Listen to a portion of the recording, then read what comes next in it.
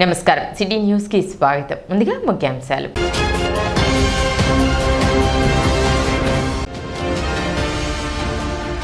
పట్టణంలో జరుగుతున్న పలు అభివృద్ధి కార్యక్రమాలను పరిశీలించిన municipal commissioner Seshanna.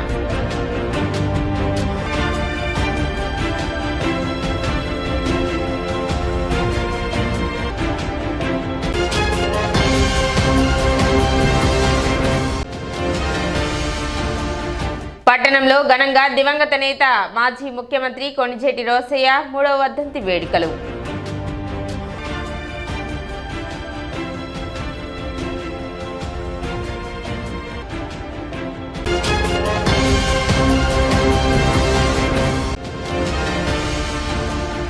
Pushpa 2 cinema tickets ధరల పెంపు విషయంపై ప్రభుత్వం పునరాలోచన చేయాలి. ది తెనాలి పట్టణ పరిసర ప్రాంత అభివృద్ధి సంఘం డిమాండ్.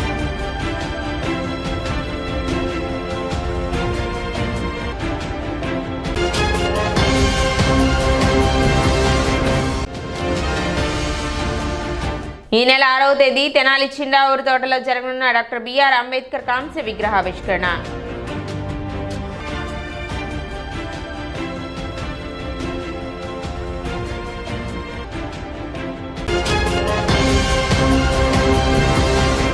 ప్రభుత్వ ఆదేశాల మేరకు జిల్లాలో 156 రైతు సేవా కేంద్రాల ద్వారా రైతుల నుండి ధాన్యం కొనుగోలు చేసేందుకు చర్యలు చేపట్టడం జరిగిందని జిల్లా జాయింట్ కలెక్టర్ భార్గవ తేజ తెలిపారు. బుధవారం స్థానిక చెంచుపేటలోని వ్యవసాయ మార్కెట్ యార్డ్ ఆవరణలో సిఎంఆర్ ప్రొక్యూర్మెంట్ కార్యక్రమంలో ఆయన పాల్గొని ప్రారంభించారు. ఈ సందర్భంగా జాయింట్ కలెక్టర్ భార్గవ తేజ మాట్లాడుతూ వాతావరణ పరిస్థితుల దృష్ట్యా పంట కోత చేసిన రైతు సోదరులు ప్రభుత్వం ప్రకటించిన 1740 రూపాయల మద్దతు ధరకు ధాన్యాన్ని విక్రయించుకోవాలని సూచించారు. ఇప్పటి వరకు జిల్లాలో 3500 టన్నుల ధాన్యంను కొనుగోలు చేయడం జరిగిందని పేర్కొన్నారు. రానున్న రోజుల్లో మరింత ధాన్యాన్ని కొనుగోలు చేసేందుకు చర్యలు తీసుకోవడం జరిగిందని తెలిపారు.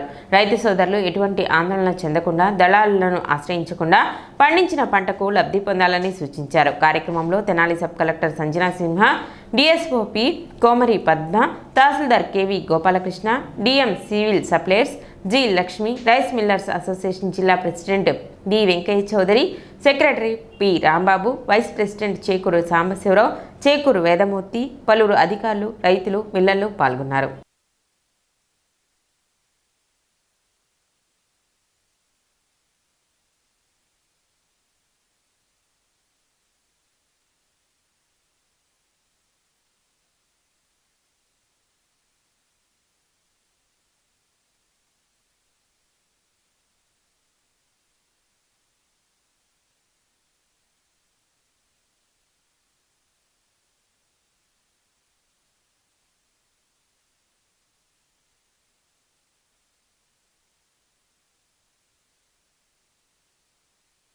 సీజన్ మొత్తం నడిపించాలన్నా కూడా మనం రొటేట్ చేయాలి కదా, కొంచెం చూడండి. ఓకే, మీరు నేనేమనంటే మీరు ఇక్కడ ఈ సేగు పల్లెటూరులే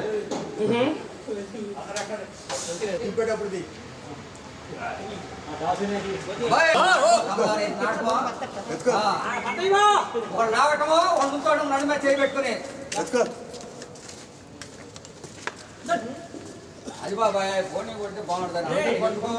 ఈరోజు ఇక్కడ తెనాలి బఫర్ గోడౌన్లో ధాన్యం కొనుగోలు చేసిన తర్వాత సిఎంఆర్ చేసి ఏదైతే సివిల్ సప్లైస్ కార్పొరేషన్కి తిరిగి ఇచ్చే బియ్యం ఉన్నాయో అది ఇవాళ నుంచి మొదలు పెట్టడం జరిగింది. ఫస్ట్ లోడు ఇవాళ పేరిచర్ల నుంచి ఇక్కడికి డెలివరీ చేసుకుంటే దాని సందర్భంగా రావడం జరిగింది. రాష్ట్ర ప్రభుత్వ ఆదేశాల మేరకు ప్యాడీ ప్రొక్యూర్మెంట్ అనేది మన జిల్లా వ్యాప్తంగా 156 రైతు సేవా కేంద్రాలలో పెద్ద ఎత్తున మనం టేకప్ చేయడం జరిగింది. స్టాఫ్ అందరినీ కూడా మొబిలైజ్ చేస్తూ రైతులు ఎవ్వరూ కూడా ప్రస్తుతం ఉన్న వాతావరణ పరిస్థితులను బట్టి ప్రత్యేకంగా ఇబ్బంది పడకూడదనే ఉద్దేశంతో ఎక్కడెక్కడైతే వారు ఇబ్బంది పడుతున్నారు, లేకపోతే వారికి తక్కువ రేటు వస్తుంది అనే వారికి భయం ఉందో అక్కడంతా కూడా ప్రభుత్వం తరపున రెవెన్యూ సిబ్బంది కానీ, సివిల్ సప్లైస్ సిబ్బంది కానీ, మిగతా సిబ్బంది అందరూ కూడా ఫీల్డ్ విజిట్ చేస్తూ అగ్రికల్చర్ డిపార్ట్మెంట్ వారితో సహా ఎక్కడెక్కడైతే రైతులు కోతలు చేశారో అక్కడ వారి నుంచి ధాన్యం కొనుగోలు చేసి డైరెక్ట్గా మన మిల్లులకి తరలించడం జరుగుతుంది. మిల్లు వారు అక్కడ మనం ఇచ్చిన స్పెసిఫికేషన్స్ ప్రకారం ఫోర్టిఫైడ్ రైస్ అలాగే మిల్లింగ్ చేసి మనకి తిరిగి ఇక్కడికి పంపించడం జరుగుతుంది. అయితే పోయిన సంవత్సరం చాలా తక్కువ ప్రొక్యూర్మెంట్ ఉన్నాయి. అంటే సీజన్ మొత్తంగా చూసుకుంటే కూడా దాదాపుగా 5,000 టన్నులు మాత్రమే ప్రొక్యూర్మెంట్ చేపట్టడం జరిగింది. ఈ సంవత్సరం ప్రభుత్వం ఇచ్చిన మార్గదర్శకాలు అలాగే ప్రకృతి పరిస్థితులు వీటన్నిటిని బట్టి ఇప్పటికే దాదాపుగా 3,500 టన్నులు మనం ధాన్యాన్ని కొనుగోలు చేయడం జరిగింది. ఇంకా డిసెంబరు జనవరి నెలల్లో కూడా ఇంకా ఎక్కువగా రైతులు కోతలు కోసి పంట చేతికి వస్తుంది కాబట్టి ఇంకా ఎక్కువ ధాన్యం కొనుగోలు ఇక్కడ చేపట్టవలసిన అవసరం మన జిల్లాలో ఈ సంవత్సరం రావచ్చని భావించడం జరుగుతుంది. వారు కూడా ఇప్పటికే చాలాసార్లు 3-4 సార్లు మా అందరికీ ఇన్స్ట్రక్షన్స్ ఇవ్వడమే కాకుండా స్వయంగా వారు కూడా రైతు సేవా కేంద్రాలన్నీ తిరిగి రైతుల్ని కూడా వారి నుంచి ఫీడ్బ్యాక్ తీసుకుంటూ వారిని మోటివేట్ చేస్తూ ప్రభుత్వానికే అమ్మాలి, మీకు వచ్చే 1,740 రూపాయలే మీరు తీసుకోండి, అంతకంటే తక్కువకు అమ్మద్దు అని వారు కూడా రైతుల్ని ప్రోత్సహించడం జరుగుతుంది. జిల్లా యంత్రాంగం అంతా కూడా సమాయుత్తం అయి ఉంది.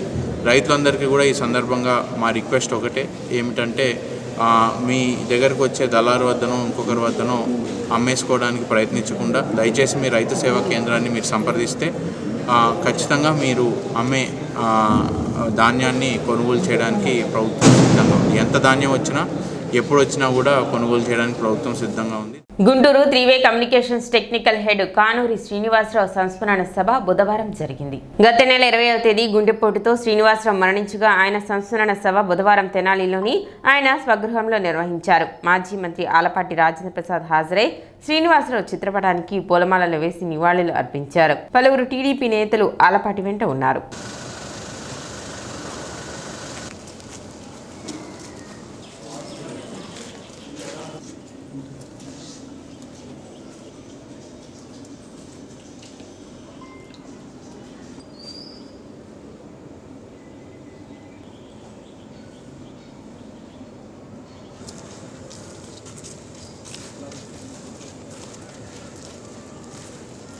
గతంలో ఎన్నడూ లేని విధంగా పుష్ప 2 సినిమాకి టికెట్ ధరలు పెంచుకోమని రాష్ట్ర ప్రభుత్వం అనుమతులు ఇవ్వటం పట్ల ది తెనాలి పట్టణ పరిసర ప్రాంత అభివృద్ధి సంఘం అభ్యంతరం వ్యక్తం చేసింది.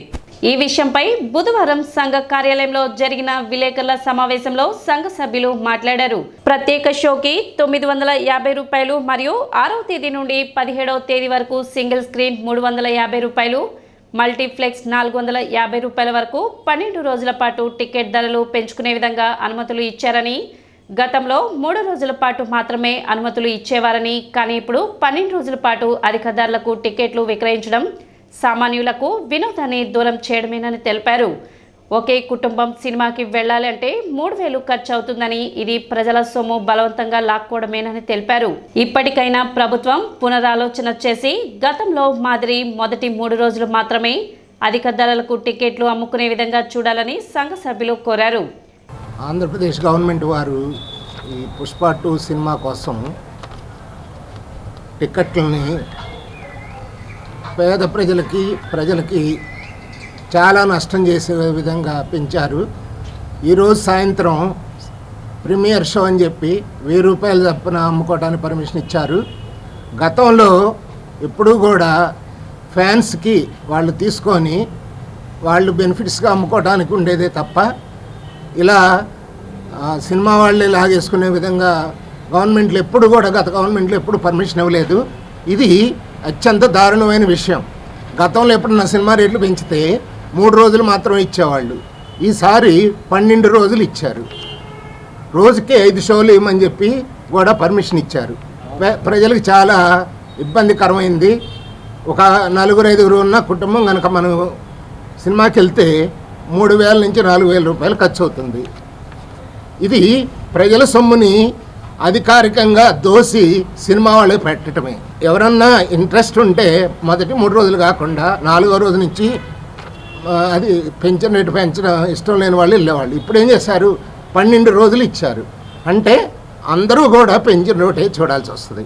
నార్మల్ రేట్ అనేది లేదు. ప్రీమియర్ షోకి ఏమో 950 రూపాయల నుంచి 1000 రూపాయలు ఇచ్చారు. తెనాల్లో కూడా చిన్న టౌన్లో కూడా 1000 రూపాయలు ఇచ్చారు. 2 షోలు వేసుకోమని అన్నారు. ఇదివరకు ఒక షో వేసేవాళ్ళు. అది అత్యంత దారుణం. 6వ తారీఖు నుంచి 7వ తారీఖు వరకు 17వ తారీఖు వరకు 350 రూపాయలు, 300 నుంచి 350 రూపాయలు. ఆన్లైన్లో కొంటే 350, మామూలుగా అయితే 300 రూపాయలు. అదే విజయవాడ వెళ్ళి మల్టీప్లెక్స్లో కొంటే 450 రూపాయలు చొప్పున ఇచ్చేవాళ్ళు.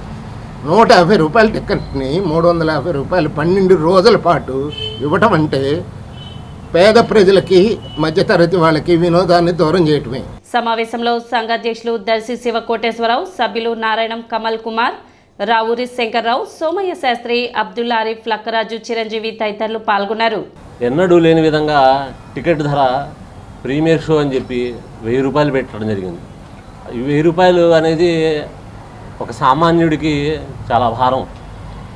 సినిమా అనేది ఒక వినోదభరితమైన మాధ్యమం, కానీ దానివల్ల మెసేజ్ ఓరియంటెడ్ సినిమాలు తీసి ప్రజలకి మెసేజ్ అనేది చేరవేయాల్సిన సినిమా అనేది. కానీ ఇప్పుడు వచ్చిన సినిమాలన్నీ ఎంటర్టైన్మెంట్కి చాలా దూరంగా ఉండి, అది కూడా ఓన్లీ ఓవర్ హైప్ క్రియేట్ చేసి దానికి 1000 రూపాయలు టికెట్లు పెట్టేసి సినిమాని ప్రజల నుంచి దూరం చేస్తున్నారు. ప్లస్ రాష్ట్ర ప్రభుత్వం వారు ఈ నిర్ణయం ఎందుకు సమర్థిస్తున్నారో మాకు అర్థం కావట్లేదు. కేవలం పేద ప్రజల్ని సినిమా నుంచి దూరం చేయడానికి ఈ నిర్ణయం తీసుకున్నారా? దోచుకోవడం తప్పితే ఇంకేం లేదండి. రాష్ట్ర ప్రభుత్వం వారు ఇప్పటికైనా ఇట్లాంటి నిర్ణయాన్ని వెనక్కి తీసుకొని పేద ప్రజలకి, మధ్యతరగతి వాళ్ళకి సినిమా అనేది ఒక వినోదభరితమైన మాధ్యమాన్ని మీరు క్రియేట్ చేయాలండి. పట్టణ బోస్ రోడ్లో జరుగుతున్న రోడ్డు విస్తరణ పనులను కమిషనర్ శేషన్న మంగళవారం పరిశీలించారు.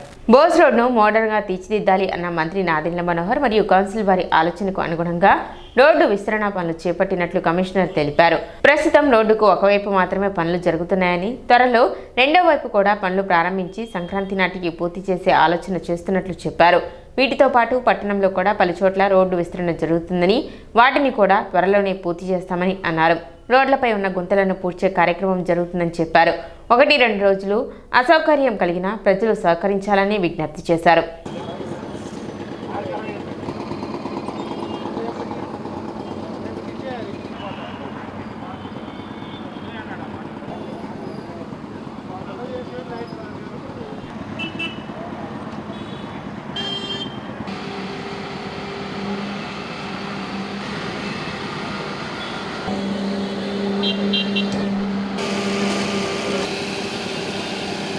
మన పట్టణంలో అభివృద్ధి కార్యక్రమాలకు బీజం పడింది. ఈరోజు గమనిస్తే కనుక బోసు రోడ్డులో రోడ్ ఎక్స్టెన్షన్ కార్యక్రమం మొదలుపెట్టాం. దీన్ని ఒక మోడర్న్ రోడ్డుగా చేయాలని గౌరవ సివిల్ సప్లైస్ శాఖ మంత్రుల వారు, కౌన్సిల్ వారి యొక్క ఆలోచన. దానికి అనుగుణంగానే ఈరోజు రోడ్డుకి ఇరువైపులా ఎక్స్టెన్షన్ ఏది ఉందో దాన్ని చేసి డ్రైన్ వరకు డ్రైన్ టు డ్రైను రోడ్డు వేసి డివైడర్ ఏది ఉందో దాన్ని మోడర్న్గా చేసి చక్కగా స్ట్రీట్ లైటింగ్ కూడా మోడర్న్గా పెట్టాలనేసి అది ఆలోచన. దానికి అనుగుణంగానే ఈరోజు ఇక్కడ రోడ్ వెయిటింగ్ అవుతూ ఉంది. దీన్ని కొంత ఆలస్యమైంది, బట్ ఈరోజు నుంచి దీన్ని ఇంకా సీరియస్గా పెట్టుకొని వేగవంతం చేసి అట్ ది ఎర్లియస్ట్ ఈ రోడ్ వెయిటింగ్ క్లోజ్ చేయగలం. అదేవిధంగా ఇటుపక్క అవుతుంది, ఇటుపక్క అయినాక ఈస్ట్ సైడ్ ఏది ఉందో అది కూడా మళ్ళీ వెంటనే స్టార్ట్ చేయడం అవుతుంది. మా ఆలోచించినట్టు ఇంకా సంక్రాంతికి అంతా కూడా ఈ రోడ్ను చక్కగా అందించాలని ఒక ఆలోచన.